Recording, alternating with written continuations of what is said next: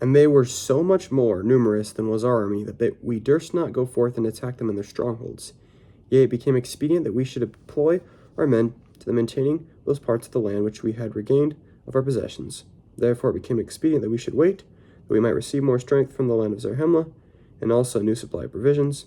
It came to pass that I thus did send an embassy to the governor of our land, to acquaint him concerning the affairs of our people. And it came to pass that we did wait to receive provisions and strength from the land of Zarhemla. But behold, this did profit us but little. For the Lamanites were also receiving great strength from day to day, and also many provisions, and thus were our circumstances at this period of time. And the Lamanites were sallying forth against us from time to time, resolving by stratagem to destroy us. Nevertheless, we could not come to battle with them, because of their retreats and their strongholds. And it came to pass that we did wait in those difficult circumstances for the space of many months, even until we were about to perish for the want of food. But it came to pass that we did receive food, which was guarded to us by an army of 2,000 men, to our assistance. This is all the assistance which we did receive, to defend ourselves and our country from falling into the hands of our enemies, yea, to contend with an enemy which was innumerable. Now the cause of these our embarrassments, or the cause why they did not send more strength unto us, we knew not. Therefore we were grieved and also filled with fear, lest by any means the judgments of God should come upon our land, to our overthrow and utter destruction. Therefore we did pour out our souls in prayer to God, that he would strengthen us and deliver us out of the hands of our enemies, yea, and also give us strength that we might retain our cities and our lands and our possessions for the support of our people. Yea, and it came to pass that the Lord our God did visit us with assurances that he would deliver us, yea, insomuch that he did speak peace into to our souls, and did grant unto us great faith, and did cause us that we should hope for our deliverance in him. And we did take courage with the small force which we had received, and were fixed with a determination to conquer our enemies, and to maintain our lands, and our possessions, and our wives, and our children, and the cause of our liberty, unless we would go forth with all our might against the Lamanites, who were in the city of Manti, and did pitch our tents by the wilderness side, which was near to the city. And it came to pass on the morrow, that when the Lamanites saw that we were in the borders, by the wilderness which were near the city, that they sent out our spies round about us, that they might discover the number and the strength of our army.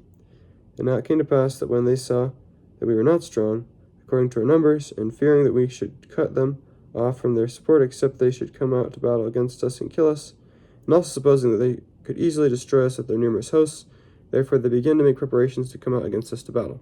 And when we saw that they were making preparations to come out against us, behold, I caused that Gid, with a small number of men, should secrete himself in the wilderness, and also that Teomner and a small number of men should secrete themselves also in the wilderness. Now Gid and his men were on the right, and the others on the left. And when they had thus secreted themselves, behold, I remained with the remainder of my army in the same place where we had first pitched our tents against the time that the Lamanites should come out to battle. And it came to pass that the Lamanites did come out with their numerous army against us. And when they had come and were about to fall upon us with the sword, I caused that my men, those who were with me, should retreat into the wilderness. And it came to pass that the Lamanites did follow after us with great speed, for they were exceedingly desirous to overtake us, that they might slay us. Therefore they did follow us in the wilderness, and we did pass by in the midst of Gid and Teomner, insomuch that they were not discovered by the Lamanites.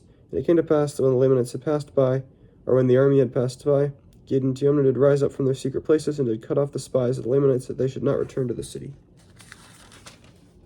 And it came to pass that when they had cut them off, and ran to the city, and fell upon the guards who were left to guard the city, insomuch that they did destroy them, and did take possession of the city. Now this was done because the Lamanites did suffer their whole army, save a few guards only, to be led away to the wilderness. And it came to pass that Gid and Teomner by this means had obtained possession of the strongholds. And it came to pass that we took our course, after having traveled much in the wilderness towards the land of Zarhemla. And when the Lamanites saw that they were marching towards the land of Zarhemla, they were exceedingly afraid, lest there was a plan laid to lead them on to destruction. Therefore they began to retreat into the wilderness again, yea, even back by the same way which they had come.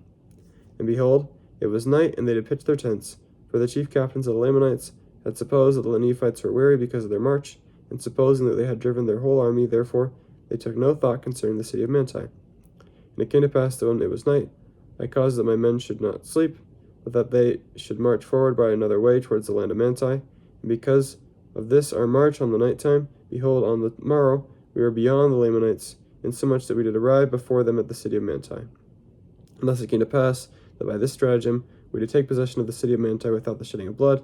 And it came to pass that when the armies of the Lamanites did arrive near the city, and saw that we were prepared to meet them, they were astonished exceedingly, and struck with great fear, insomuch that they did flee into the wilderness. Yea, and it came to pass that the armies of the Lamanites did flee out of all this quarter of the land. But behold, they have carried with them many women and children out of the land. And those cities which had been taken by the Lamanites, all of them are at this period of time in our possession. And our fathers and our women and our children are returning to their homes, save it be those who have been taken prisoners and carried off by the Lamanites. But behold, our armies are small to maintain so great a number of the cities and so great possessions. But behold, we trust in our God, who has given us victory over those lands, insomuch that we have obtained those cities and those lands which were on our own. Now we do not know the cause of that the government does not grant us more strength, neither do those men who came up unto us know why we have not received greater strength. Behold, we do not know but what ye are unsuccessful, and ye have drawn away the forces of the land into that quarter of the land. If so, we do not desire to murmur. And if it is not so, behold, we fear that there is some faction in the government, that they do not send more men to our assistance, for we know that they are more numerous than that which they have sent. And behold, it mattereth not. We trust God will deliver us, notwithstanding the weakness of our armies, yea, and deliver us out of the hands of our enemies. Behold, this is the 29th year in the latter end, and we are in the possession of our lands, and the Lamanites have fled to the land of Nephi. And those sons of the people of Ammon, of whom I have so highly spoken, are with me in the city of Manti, and the Lord has supported them, yea, and kept them from falling by the sword, insomuch that even one soul has not been slain.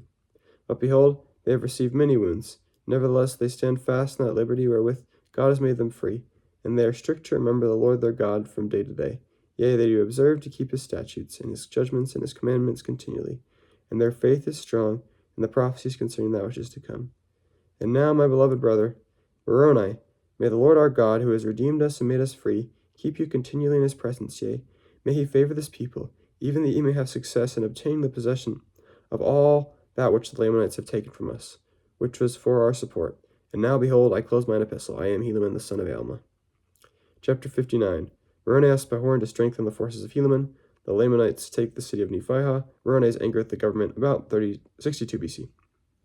And now it came to pass, in the 30th year of the reign of the judges over the people of Nephi, after Moroni had received and had read Helaman's epistle, he was exceedingly rejoiced because of the welfare, yea, the exceeding success which Helaman had in obtaining those lands which were lost, yea, and he did make it known unto all his people, and all the land round about that part where he was, that they might rejoice also. And it came to pass that he immediately sent an epistle to Behorn, desiring that he should cause men to be gathered together to strengthen Helaman, or the armies of Helaman, insomuch that he might with ease maintain that part of the land which he had been so miraculously prospered in regaining. And it came to pass that when Moroni had sent this epistle to the land of Zarahemla, he began again to lay a plan that he might obtain the remainder of those possessions and cities which the Lamanites had taken from them. And it came to pass that while Moroni was thus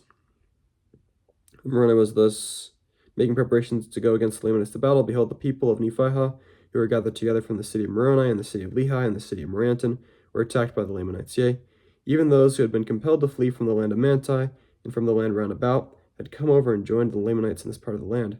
And thus being exceedingly numerous, yea, and receiving strength from day to day, by the command of Amram, they came forth against the people of Nephi, and they did begin to slay them with an exceedingly great slaughter. And their armies were so numerous that the remainder of the people of Nephihah were obliged to flee before them, and they came even and joined the army of Moroni.